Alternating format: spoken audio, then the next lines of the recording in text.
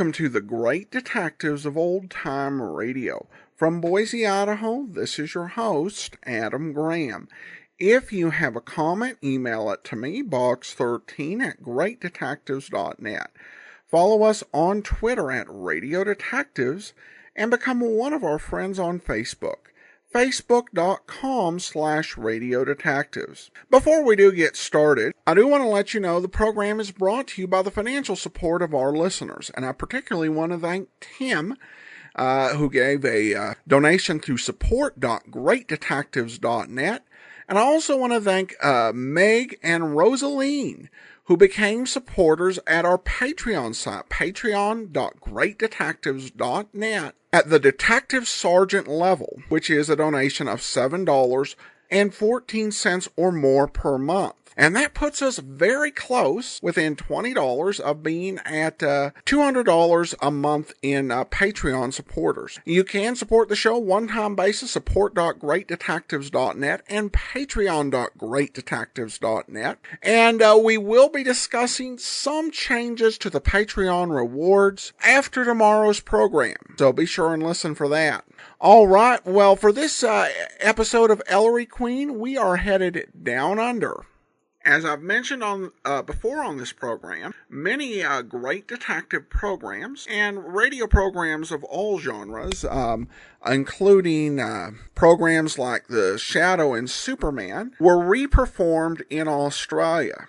In fact, for many years, Australia had a ban on directly importing foreign-produced entertainment into Australia for fear it would destroy the local entertainment industry. The actor tapped to play Ellery Queen was actually one of Australia's finest, Charles Bud Tingwell.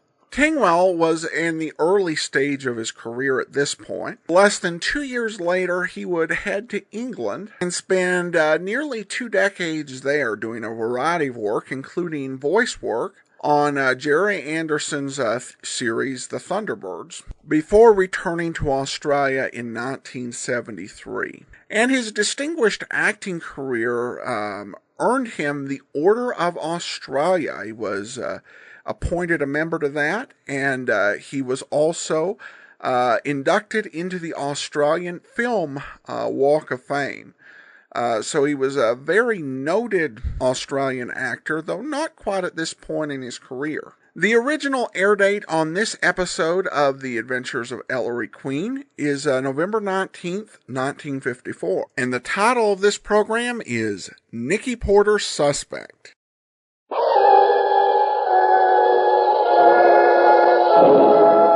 The Adventures of Ellery Queen. Tonight we bring you another thrilling adventure of Ellery Queen, the celebrated fighter of crime. Representing you home armchair detectives is world-famous personality Gypsy Rose Lee. You'll hear from her later. But now, here's your host, Ellery Queen. Thank you, and good evening, ladies and gentlemen. In tonight's case, my secretary, Nikki Porter, finds herself hunted by the police. She is wanted for murder. I call it The Adventure of Nikki Porter, Suspect.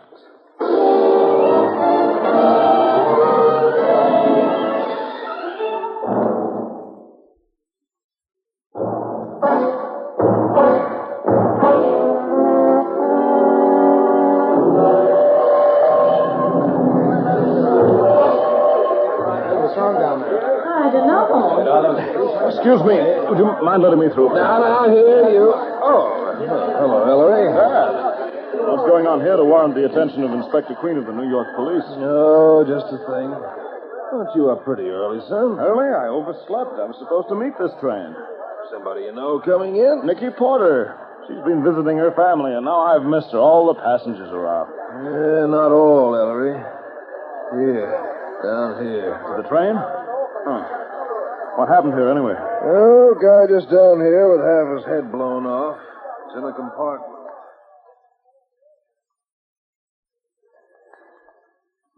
Six slugs in his head. Who was he, Dad? Ernie Buffle, Midwest bank robber. Gun taken away, I suppose? But we found these 3 $1,000 bills, Ellery, on the floor of this compartment. Let me see those bills, Dad. Sure. Yeah, I thought so. Look at these serial numbers. These $1,000 bills are part of the money. Yeah, stolen from the Second Commercial Bank of Chicago night before last. Correct. So it was Buffalo pulled that bank job, huh? On the lam with his loot. How much did he get away with that? $258,000. Uh-huh. That leaves only $255,000 we've still got to recover. Yep, looks like it. Is this Buffalo's compartment, C in car 103? No, this compartment was occupied by a lady. The porter noticed her get off before he and the conductor found Buffalo's body. Buffalo had a lower in the next car. A woman, huh? Young? About 5'3" and in her 20s, and pretty. Red hair, wore a muskrat coat, carried a dark blue suitcase, and the compartment is full of her fingerprints. No. Don't touch that compact, Ellery. Oh. The compact belonged to the girl, Dad? Yes, sir. Well, it's easy enough to figure. With this compact of hers, her prints, the description we've got, it's only a matter of time, Ellery. Yeah. Where are you going? Well, you don't need me in on this, Dad. Going to Nikki's place to take your medicine for missing her, huh?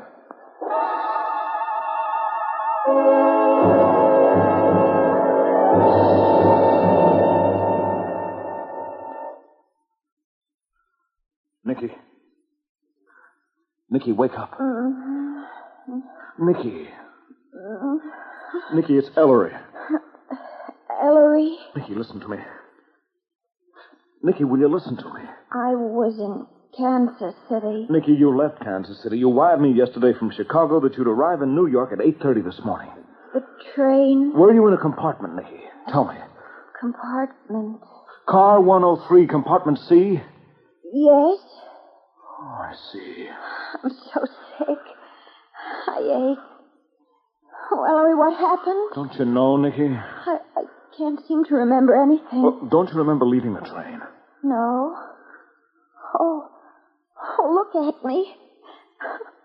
All dirty. You were in a struggle of some sort, Nikki.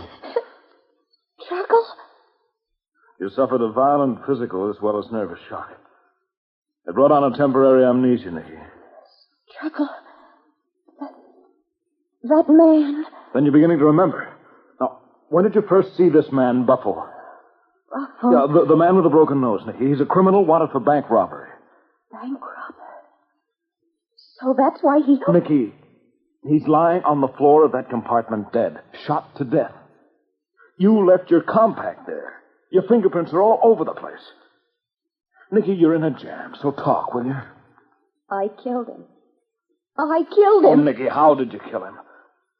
Oh, Nikki, any minute now, Dad will realize that the compact, the prints, the description all add up to you. He may be on his way here now. Will you tell me what happened before he gets here? All right, Ellery. The train had stopped at 125th Street. Then it started again. I'd already packed my suitcase, and I was about to close it when my door opened, and... Is that the porter? I'll have my bag ready in a What do you want? Don't call for help and don't yell. Who's yelling? And don't shut that suitcase. Would you mind waving that gun elsewhere? Do what I say and you won't get hurt. See this package? Package? Put it in your suitcase. You're giving me something? Put it in your suitcase. Well, now what do I do? Write you a thank you note? Close it up. Close the back. Uh-huh. Now get this. In 5 minutes, we'll be in New York. You'll carry your suitcase off the train yourself. Don't give it to a red cap, understand? Walk up to the check room at the west end of the station and check the bag. I'll be right behind you. Suppose somebody I know is meeting the train. Ditch it. When you get the baggage check, go to the nearest cigar stand and buy a packet of cigarettes. Leave the check on the counter, careless, like you dropped it. Then go on about your business. And you'll pick it up. That's the idea, baby. Oh. Well, there's not very much I can do, is there? Smart gal. Why, we're in the tunnel. I'm actually shaking. Do you have a cigarette? Yeah, sure. It's Very kind of you to look through your pockets for one, because it gives me a chance to grab your gun. Why, you... You big... You... Okay. Make a sucker out of me, will you?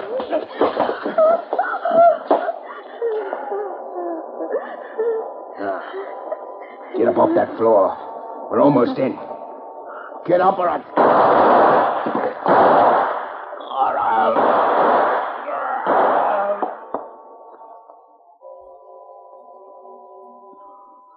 Yes. Go on, Nikki. All I know is I was reaching for the gun as he was bending over me. That's the last clear recollection I have, Ellery. That and the shots. All in his head. All at close range. I see I brought the suitcase home. Is the package in it, Ellery? No, it isn't, Nikki. It isn't? But there's no question what it contained. The $258,000 Buffalo stole from the Chicago bank night before last. I wonder what I did with it. $3,000 of it was found on the floor of the compartment. And, Nikki, What now? I just found this in the pocket of your fur coat. A gun. All 6 shots fired. I'm afraid, Nikki, this was the gun that killed Buffalo. His own gun. Oh, Ellery. Can't you remember anything? What you might have done with the rest of the money? Or... I only could before the inspector and... Oh, Ellery. The door.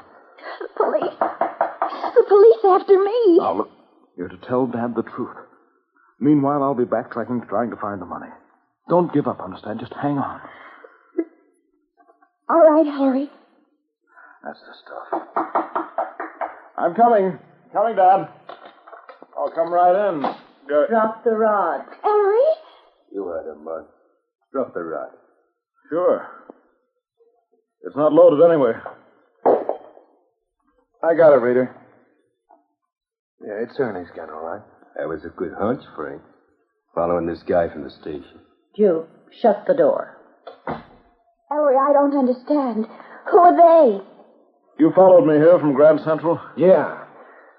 We're 3 friends of Ernie Buffalo's. We came in on the same train from Chicago. We hung around the station when Ernie didn't get off the train. You, the baby doll. Come here. Me? What do you want? I spotted you on the train. You were in that compartment. How'd you get Ernie in there? Huh? I didn't. You knocked off my Ernie. Mickey. Steady, Bud. Tie him up. Yeah. Stand still, will you? Baby doll, before I go to work on you, tell me, what did you do with the dough? I don't know. I don't know. You're lying. Can't you see she's telling the truth? Steady, pal. Ain't quite finished tying you. Girlfriend, I'm going to give you one more chance. Just tell us where you hid that dough from the bank. Okay. Stop it. Can't you see she's fainted? Nuts. Frank, you sure it ain't here? It ain't in the room. It ain't on either of them. Done. Wake up. Wait a minute. Look, I'm Ellery Queen, The detective? and this is my secretary, Nikki Porter. I give you my word, Nikki doesn't know where that money is. Amnesia. She can't remember a thing since she left that compartment. What do we do, Rita? Ah, let's knock out these 2 and blow. We'll find a door ourselves. Where, Frank? But you just gave me an idea, Mr. Queen. You got quite a rep. You're pretty good at finding out stuff. Okay. You find that dough for us. Wait a minute, you nuts. Shut up, Frank. How's it figure, Rita? Why, Jupe, he'll find the dough for us because we're going to be keeping this doll of his company in a nice, safe place. Get it, Mr. Queen? I get it. If you don't, Nikki gets what she gave Ernie Buffalo, but slower. I'm thoroughly convinced, Rita. And you don't get all the time in the world. 12 hours, Queen. That's all. I understand, Frank. How do I get in touch with you? You'll get a phone call at midnight tonight. Cops! Rita, let's scram. Grab the doll, Jupe. Carry her to the car. Come on, baby. Out the bed. Frank, you cover us. Jupe, step on it. Oh, she ain't no pretty pearl. Out the back way, Joe. Come on, Frank. I'm coming. But before I go, Mr. Queen, I'm going to give you something to remember us by. So you'll know we're not kidding. I wish my hands were free. Wait. So here's to midnight. Sucker!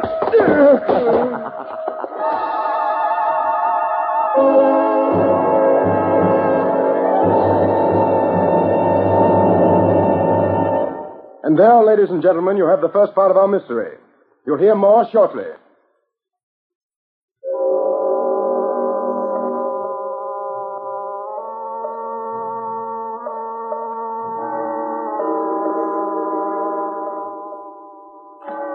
Dad? Have they phoned yet? It's midnight. No, son, no call yet. Thought I wouldn't get back in time. How's your head, Oh, son? never mind my head. Now, listen, I found the cab driver who drove Nikki from the station. Just a minute, son.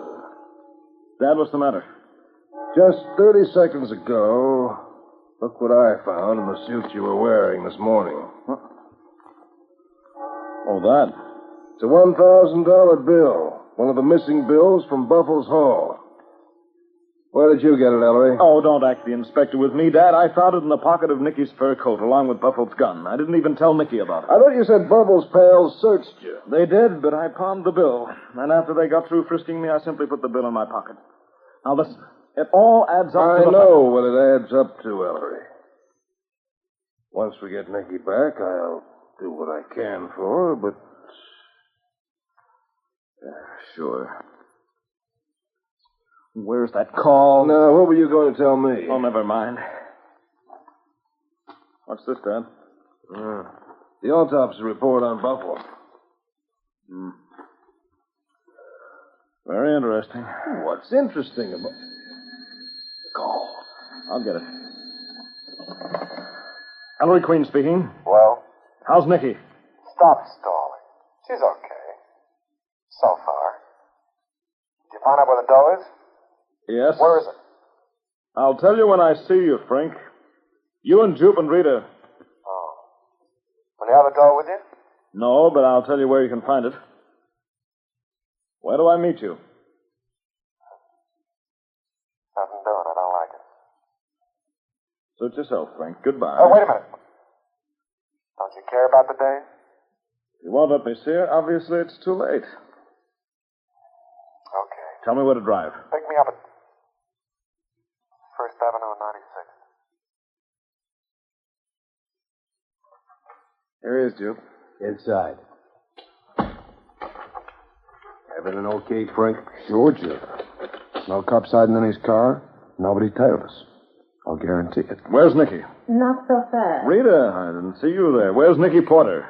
Where's the dough? No, Nikki. No talk. In here. Nikki. Ellery, hi. Hi yourself. You all right? They've handled me like a piece of china all day. Oh, Ellery, I'm so glad. Hold it.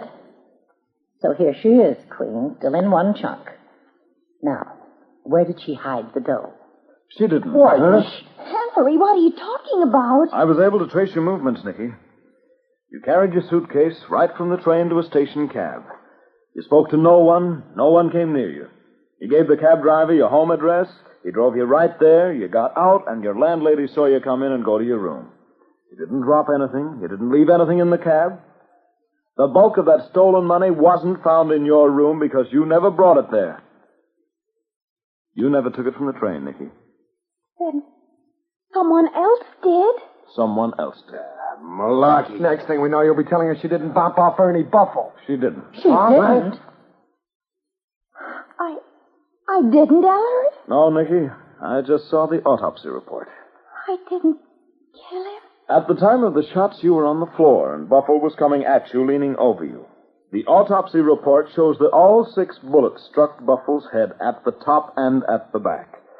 Only someone higher than Buffalo could have fired those shots. Someone else that sneaked into the compartment? Yes, Rita. Now it's perfectly clear, isn't it? You were all in on that Chicago robbery with Buffalo. You all came in on the same train, Buffalo carrying the money. At the last moment, Buffalo decided to double-cross the rest of you. He got into Nikki's compartment and tried to get her to carry the money off the train for him so he could recover her suitcase later and have the whole haul for himself. Ernie double-crossed us. Yes, Rita. What's more, one of you was afraid of just that and followed Buffalo and stood outside Nikki's compartment and heard the whole thing. That one entered the compartment, shot Buffalo with his own gun, framed Nikki for the murder, and walked off the train carrying the money, saying nothing to the other two of you. Not only was Buffalo a double-crosser, one of you three is a double-crosser, too. Where's that 254 grand, Rita? I didn't take it, Jupe. Oh, I wouldn't have killed Ernie. Not Ernie. Frank, don't put the finger on me, Jupe. You got nothing on me. Maybe you did it yourself. It's one of you two. I didn't sweat on that bank job to get cheated out of mine. Neither did I. Hold it. I'll put the finger on the one who killed Buffalo today and hid that money if the other two of you promise to let Nicky Porter and me walk out of here unharmed when I've done so. Sure. Okay. Promise. No, that's too easy. Suppose you all put your guns on the table first, as a guarantee of good faith. Then I've got as good a chance as any of you to grab, just in case you, forget your promise. Here's mine. Jupe? Okay. Come on, Frank. I got a cleared conscience. One of us is a cockeyed liar. Okay, Queen, talk. Who killed Ernie?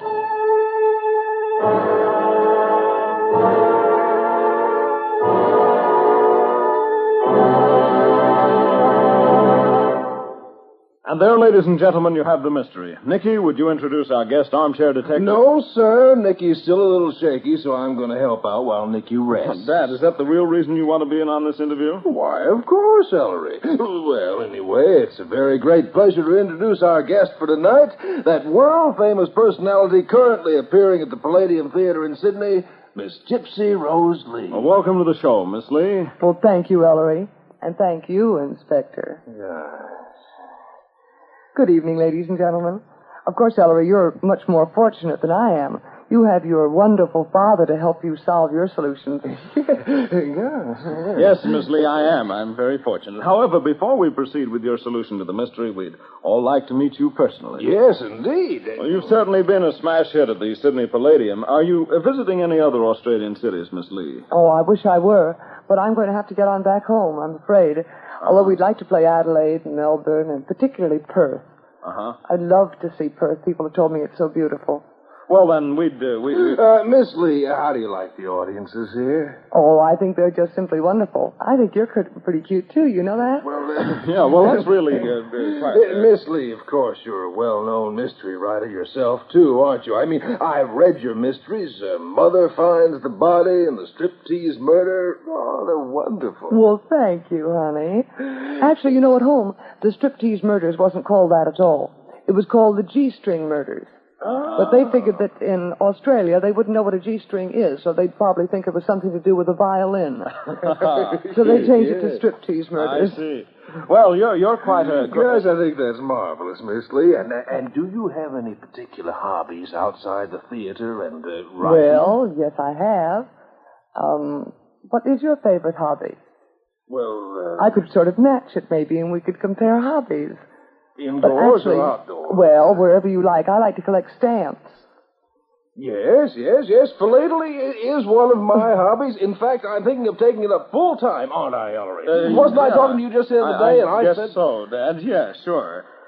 Now, thank you very much, Miss Lee, but I think it's about time we got to our problem. I'll do it, Ellery. All right. I'll do it. Okay. Now, Miss Lee, who killed Buffalo and hid the money? Oh, dear. I'm not really sure, you know. But I have a very sneaking hunch that Rita might have done it. Just on general principles, that is. I don't have any evidence against her, not even circumstantial evidence. But I don't like her personally. I see. And, of course, I do think that whoever got rid of Buffle was doing an awfully good deed anyway. Yes. Well, thank you, Miss Lee. And in just a moment, we'll learn if your solution is the correct one. I'm on your side, Miss Lee. If there's anything I can do, you can be sure that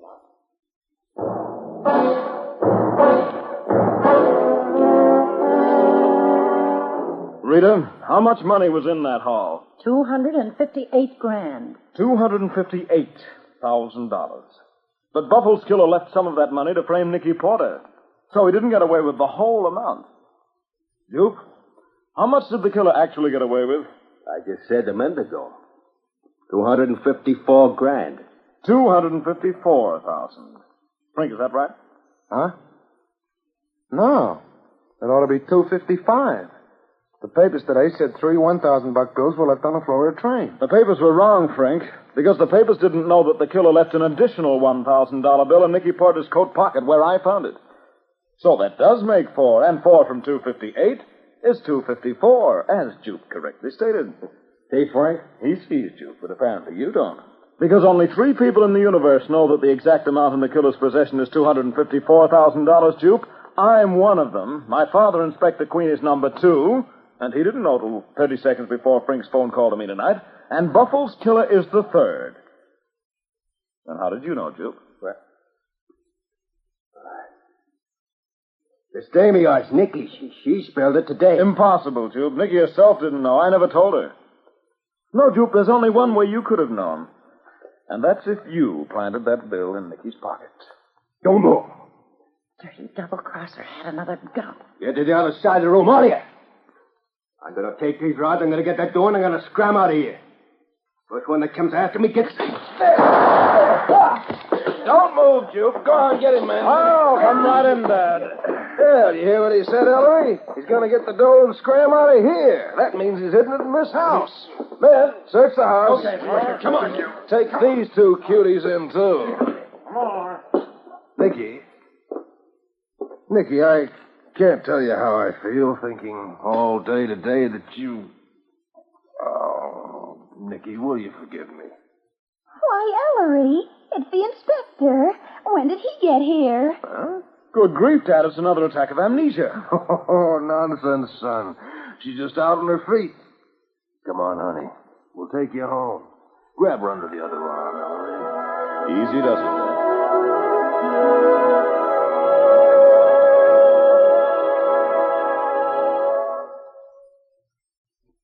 And there, ladies and gentlemen, you have the solution to our mystery. Thanks again, Gypsy Rose Lee, and thanks to the directors of the Palladium Theater, Sydney, who made it possible for you to come along and be our guest armchair detective this evening. Nikki? Never mind, Nikki, you rest here. Yes, Miss Lee, I'd also like you to accept this subscription to the Ellery Queen Mystery Magazine, which I'll send to wherever you may be. Oh, thank you, Inspector. Well, good night, Ellery. Good night, listeners. Come on, sweetie. Let's us go play with our stamps, shall we? Well, thank you, Gypsy Rose Lee. And now, all you home armchair detectives... Oh, Miss Lee. Dad, well, okay. Good night, everyone, until next week. The Adventures of Ellery Queen is a Grace Gibson radio production directed by John Saul.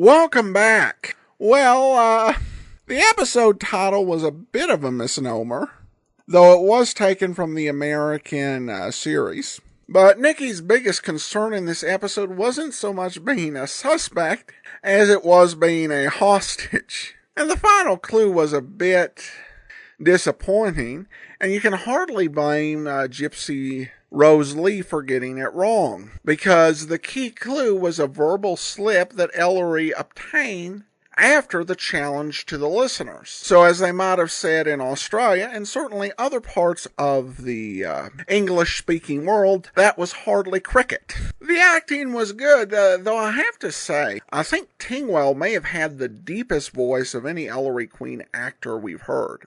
At any rate, I hope you've enjoyed this diversion into Australia, and we will return next Tuesday. And of course, next Monday, it's Michael Shane.